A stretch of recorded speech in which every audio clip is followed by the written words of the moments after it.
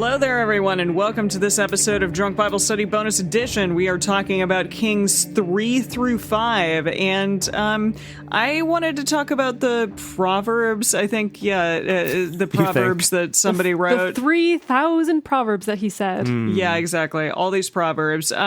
So who wrote the book of Proverbs? Who indeed? The author apparently is King Solomon mostly. But he likely penned chapters 1 to 29 of Proverbs. And then a man named Augur wrote chapter 30, and King Lemuel wrote chapter 31. Huh. Okay. So, yeah, I don't know. I'm excited when we get there because it's like a throwback. It's like a throwback edition. You're right. And then Psalms, is this another book in the Bible? There's like Proverbs and then also Psalms? Yeah. Psalms and then Proverbs, actually. Oh, okay. Well, Psalms... 18 Psalms of Solomon, apparently. But this says that it's a pseudepigraphic work. I don't know if I read that right. How do you spell that word? I've never heard that. Pigraphic, pseudepigraphic work written. How do you spell that? Pigraphic. PSEUDEPIGRPHIC. Pseudepigraphic. Wait, you gotta be missing a vowel in there. Pseudepigraphic. Graphic? P-I graphic. Pseudepigraphic, according to Merriam-Webster, is of or relating to pseudepigraphy. That's really helpful. It's super helpful. Falsely or wrongly attributed. Wrongly attributed. That's what it means. Well, it says that it's a work written in the mid to later 1st century BCE. A superficial survey of the composition shows it to consist of 18 psalms written in imitation of the biblical Psalter and ascribed to King Solomon. So it's not real? Yeah, I guess just that it was written much later. Not in any biblical canon is what it says. So It's like if someone today wrote a book of like quotes from Buddha and Confucius and stuff without websites like Fake Buddha and stuff that like show you what they actually didn't say, but people have kind of misquoted as being by them. Be like that. So it's like, yeah, this got passed on through the years as maybe being Solomon, but they've probably changed over the years. People remembered them wrong, and that's what got written down, maybe. Well, and then there's this like cute little whiteboard graphic that I just found that says the psalmists, and David wrote 73, maybe 12 more. Asaph, I don't know who that is. David's worship leader wrote 12. Korah, worship leader. Yeah, Korah, like Legend of Korah. A major Levite family wrote 11. Orphans, it says, no designated psalmist. Some orphans. Wrote 50. And then minor contributors, Solomon, it says 2, Moses, it says 1, Ethan 1, and He-Man. He-Man wrote 1. There it is. Hell He's yeah. back. He wrote, "Wanna wake up the That's the one he wrote. Yeah. Yeah. I need to take a picture of this because I like it. I'm going to copy it and maybe we'll throw it in something for all y'all. To the Facebook group, yeah. Yeah. Wow. Perfect. Wow. Okay. Amazing. Cool. What did you look up, Dedeker? I looked up all I could find about this baby cutting parable because honestly, I'm like, this is such a famous story about King Solomon and it's so ubiquitous. This has got to be a story that shows up in other cultures and at other times, because we found that with many Bible stories, like the story of the flood. That's a story that shows up in many, many different cultures. Right. It's not unique to the Bible. So first of all, funny story. So with my partner, Alex, we're playing this video game together called Yes, Your Grace, which it's a very good game. But the crux of it is that you are a king and petitioners are coming before you.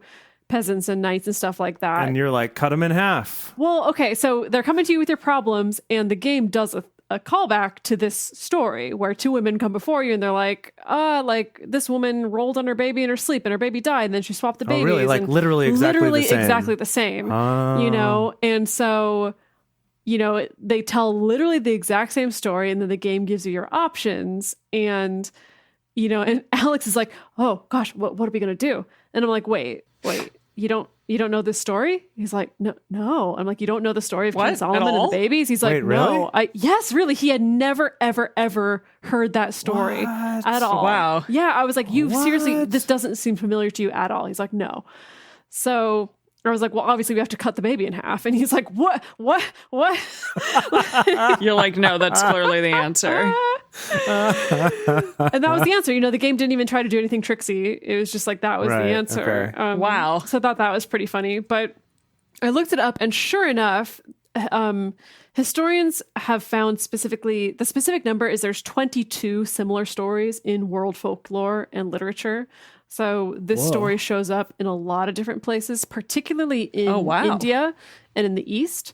So one of the older versions of this story is actually from India, and it deals with actually an incarnation of Buddha.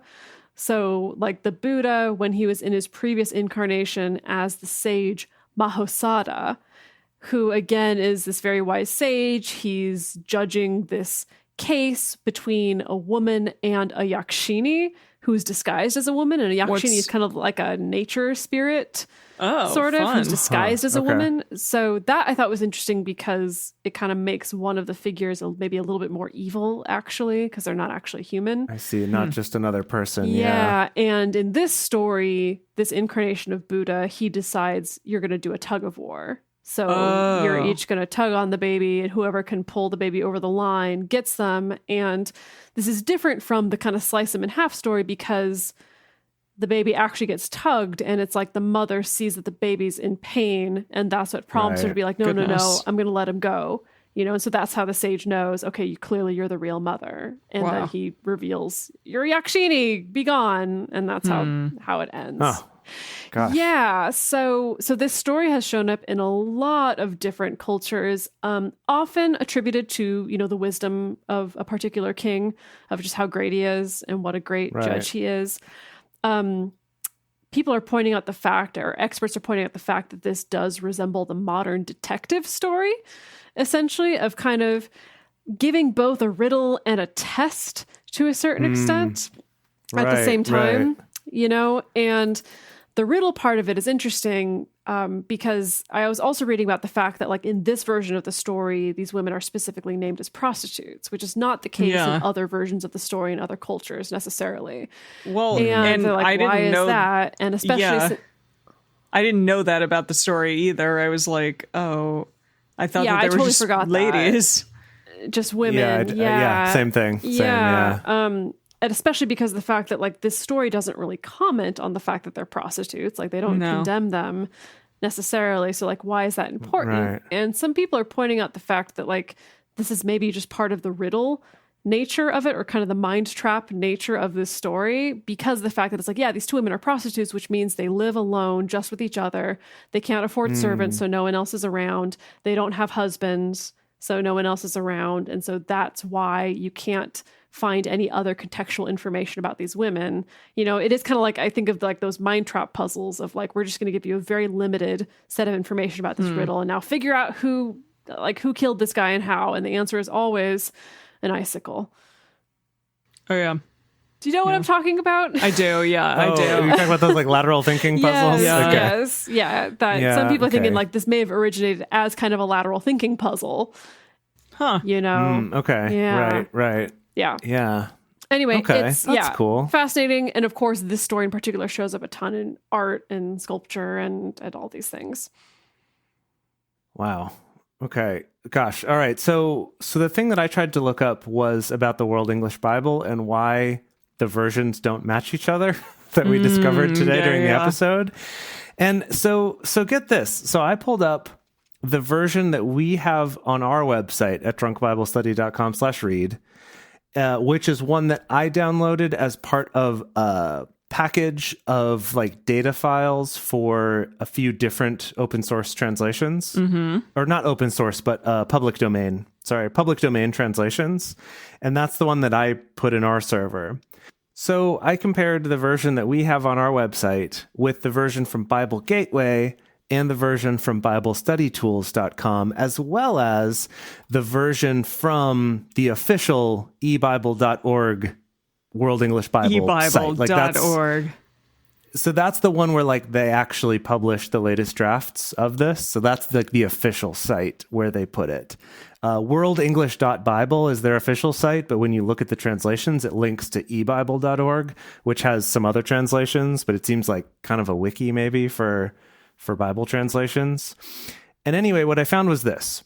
So our version of it that we have on our site that was from a package that I downloaded that had this translation in it. It says, Hiram, king of Tyre, sent his servants to Solomon, semicolon, for he had heard that they had anointed him king in the room of his father, colon, for Hiram was ever a lover of David. And then I looked at BibleStudyTools.com, and theirs is exactly the same as ours. But then I looked at Bible Gateway, which is the one I was reading today, and that says, Hiram, king of Tyre, sent his servants to Solomon, semicolon, for he had heard that they had anointed him king in the place of his father, comma, not colon, and Hiram had always loved David, instead of had always been a lover of David. And then I looked at this one on eBible, and it matches the one from Bible Gateway. So ours matches the ones from Bible Study Tools, and the one in Bible Gateway matches the one that's on their official site. Interesting. And so what I looked into is that this initial translation was done, which was based on the American Standard Version of the Bible, which was also in the public domain, but sounded kind of more like the King James, had all the these and thous and that kind of stuff in it. And that the first pass of the World English Bible was just replacing archaic words with modern words, but not really changing anything else.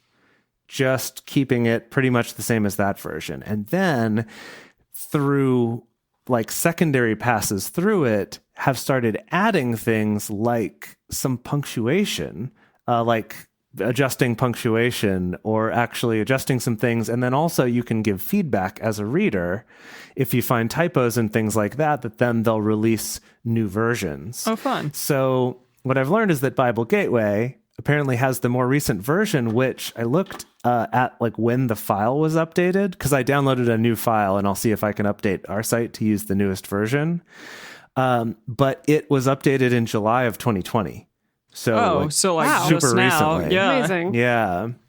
Yeah. So I guess there are maybe somewhat regular updates that happen. Great. But anyway, so super exciting. So maybe we'll update the version on our site, assuming the formats of the two files are similar enough to each other that I can port that over. Yeah. But yeah, that it's kind of this ongoing thing that even now is still being updated and stuff, which is pretty wild and kind of cool when you think about it. Lucky Absolutely. us. Heck yes. Lucky us that we live in a world with a living translation of the Bible. But yeah, anyway, I thought it was super cool. The FAQ on their website is also really interesting. It goes into a lot of information about different things like one question is, when will the World English Bible be completed? And their answer is, it is complete, although we may choose to correct any typos or problems that are found. So it's like, never. Yeah. Yeah. And then they also say that, you can use it, you can take it, you can change it, you can do whatever you want with it because it's public domain. However, if you change it, they ask that you just don't call it the World English Bible anymore. So it's like the name's copyrighted, but the translation itself isn't. So, as I had said in the past, we could make our own version of this, do all the fixes we want, add all the punctuation we want, and we can just call it, the World Drunk Bible or something like that, the WDB. I love it. Brilliant. Anyway, that's what I got for you. And we're looking forward to continuing on with Solomon building a temple, I suppose, next week. Building yet another temple. I love it. Yeah. All right. We will see you all there next week.